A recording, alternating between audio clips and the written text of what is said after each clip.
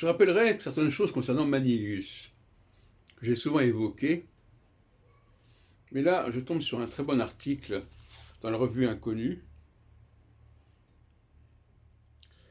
qui nous donne le tableau, un article de Verheyen.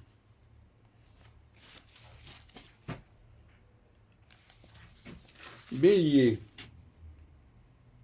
protecteur Pallas. Taureau, protecteur Vénus. Gémeaux, protecteur Apollon. Cancer, protecteur Mercure.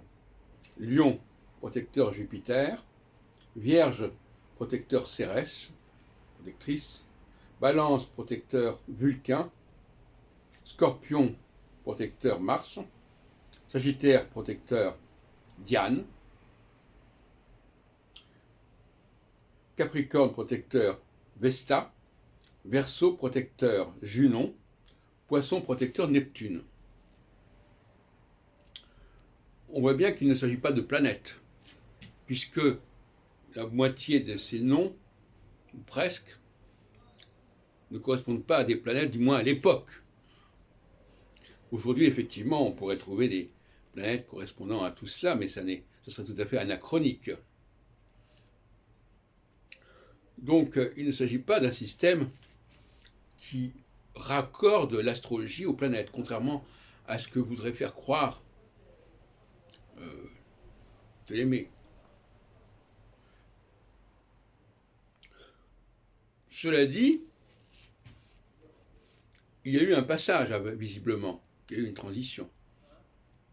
On est passé d'un système de dieux, 12 dieux, à l'idée qu'il fallait absolument donner des noms de dieux aux planètes.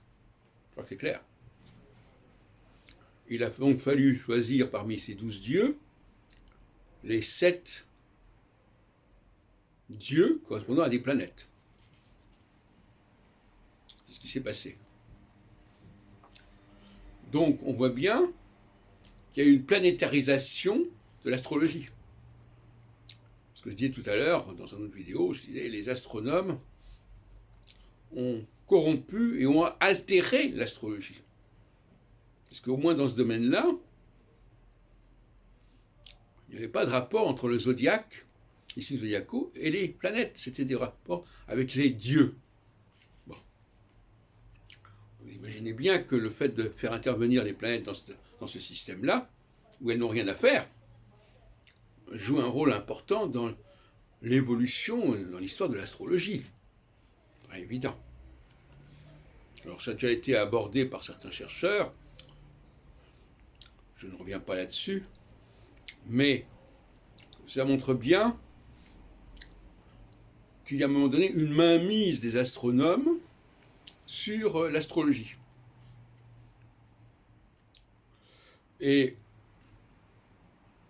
ça ne remet pas en question l'idée que finalement, il ait pu y avoir une seule et unique planète, qui était Jupiter, qui passait à travers le zodiaque. Bon, pour ça, c'est encore autre chose. Voilà ce que je voulais vous dire.